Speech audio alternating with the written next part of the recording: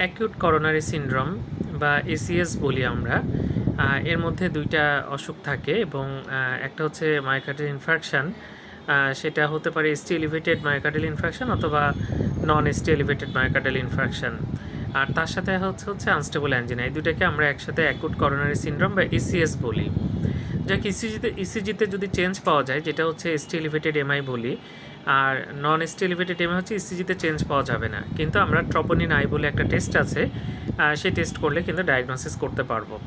যাই হোক, এটা হচ্ছে আমরা আগে বললাম ST এলিভেটেড এমআই এবং নন ST এলিভেটেড এমআই, এটা পার্থক্য। আর একটা হচ্ছে অ্যাঞ্জিনা পেক্টোরিস। এখানে অসহ্য বুকে ব্যথা হবে এবং রেস্ট নিলে সাধারণত যদি স্ট্যাবল অ্যাঞ্জিনা হয়, এটা যেমন সেরে যায় বা রোগী আরামে থাকে, এক্ষেত্রে কিন্তু রেস্ট নিলেও ব্যথা কমবে না, বুকে ব্যথা হতেই থাকবে এবং সেই ব্যক্তি কিন্তু বিপদের মধ্যে পড়বেন।